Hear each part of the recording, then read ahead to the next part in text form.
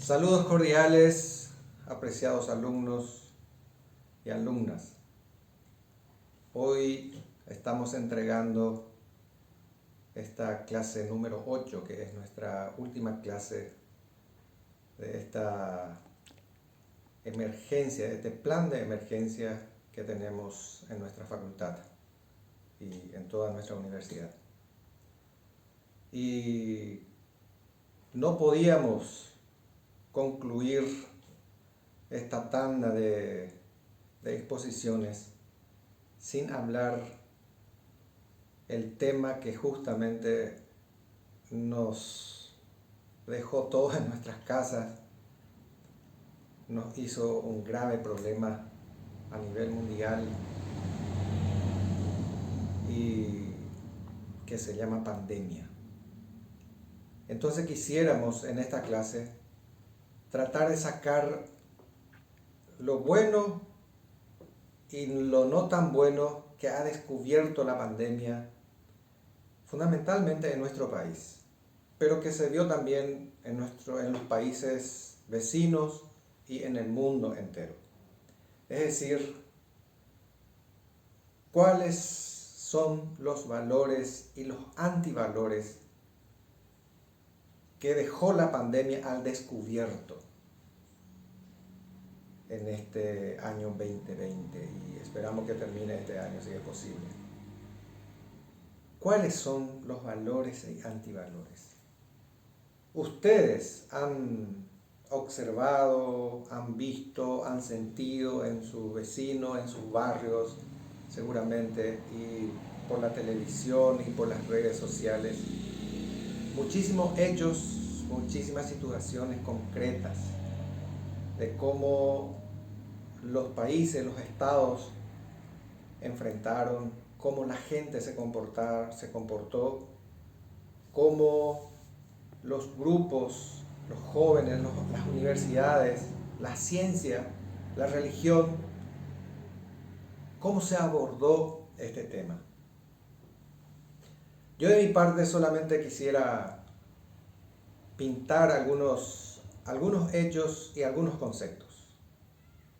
En primer lugar, nosotros sabemos que la pandemia es un problema de salud y tiene que ser enfrentada o solucionada con la estructura de salud que está para ese efecto. La ciencia, los médicos, los aparatos destinados para proteger la salud.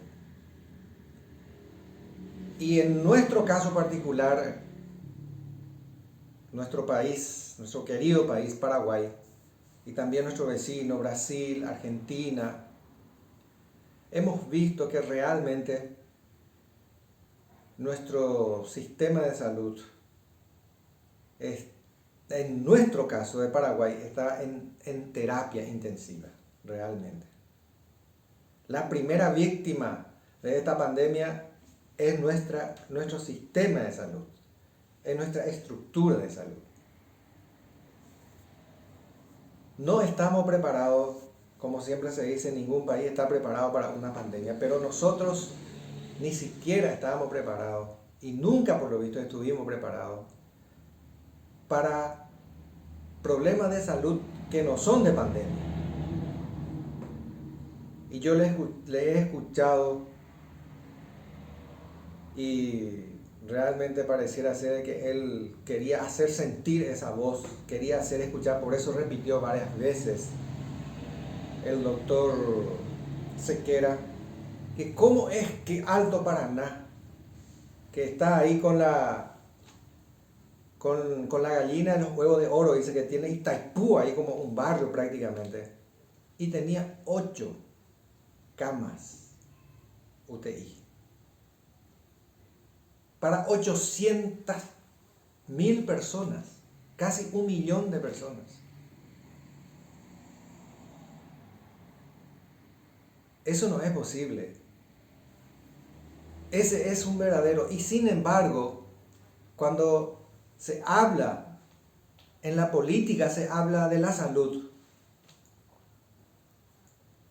En la propaganda, en la campaña electoral, los candidatos, en primer lugar la salud. La salud en primer lugar. Todo el mundo tiene que tener acceso a la salud. ¿Y cómo todo el mundo si tiene 8 camas? No estamos ni siquiera hablando de pandemia. Esa es una inmoralidad. Ese es un antivalor. ¿Y cómo es que la gente va a cuidar su salud si el Estado, que es el principal responsable de tener una política pública de salud, no cuida eso como un valor? El mensaje que transmite es un mensaje de desprecio a la salud, de abandono a la salud. El viceministro Portillo, que ahora es ex viceministro de Salud, dijo en su mensaje explicando o pidiendo disculpas por haber participado en ese cumpleaños y que le costó el cargo. Él dijo que él renunciaba porque con su acto, con su hecho, con su conducta, él transmitió un mensaje negativo a la gente. ¿Y sí? Porque el ministerio que tanto insiste, no aglomerarse, usar tapaboca, lavar las manos, y ahí todo lo contrario.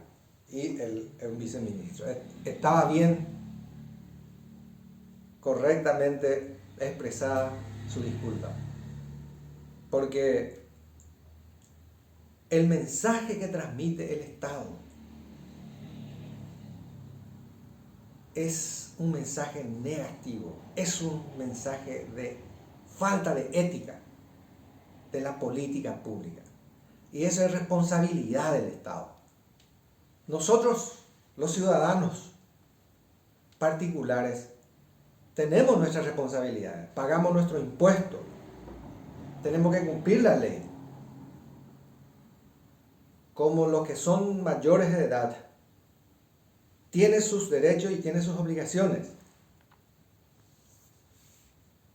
Y el Estado tiene también sus derechos y tiene también sus obligaciones. Y el Estado recibe el importe de los particulares. ¿Cuánto se le paga a IPS desde Alto Paraná? Todos los trabajadores. La empresa paga un porcentaje, el otro porcentaje pone el trabajador. Y no se puede montar una estructura en condiciones idóneas, fuertes, en un mes, o en 2 meses o en 3 meses. Por más que se compren después las camas. Ahora se aumentan las camas, pero no se tienen los profesionales. Y eso sí que no se puede comprar. Eso se forma a lo largo del tiempo. Es decir, no tenemos un plan rector que el Estado tenga como política pública de salud que en 10, en 20 años, ¿cómo queremos estar? Uruguay, ¿por qué está bien Uruguay? Porque es un país pequeño, planificado, organizado. Tiene más, el Estado tiene más conducta ética. Los funcionarios del Estado, los que ejercen la política, los que ejercen los cargos, los presidentes de la República, etc. Por eso están como están. Y ojalá que continúe así y termine así. Va a ser un ejemplo para el mundo. Se va a decir que es un país más pequeño, la mitad de Paraguay, todo lo que quiera. Pero la indecencia, la inmoralidad, no necesita ser un país grande para ser así. Para ser un país así, que desprecia la salud. Igual ellos pueden también despreciar si no tiene ese comportamiento, si no valora, si no tiene como un valor. Entonces, el primer punto, como consecuencia que deja la pandemia es que la salud en nuestro país realmente deja mucho que desear. Y si tuviéramos la posibilidad de hacerle responsable y de juzgarle a los políticos por este hecho, deberíamos hacerlo. Ellos deberían ser juzgados por su responsabilidad política, pero se va a quedar seguramente ni siquiera sin debatir. Se va a decir de que nadie está preparado para la pandemia, de que ni una estructura, que esto, que aquello. Pero el caso del Paraguay es patético, es chocante, es indecente, es un desprecio realmente a la salud y es un desprecio a la vida. Entonces, nosotros necesitamos ver el otro lado de la pandemia. Ese es el lado negativo, el antivalor. Y el lado bueno de la pandemia es que también se revelaron muchos valores. Y eso en el próximo video vamos a tratar de abordar para que ustedes tengan un panorama y con la lectura, con las informaciones, vayan ampliando y profundizando.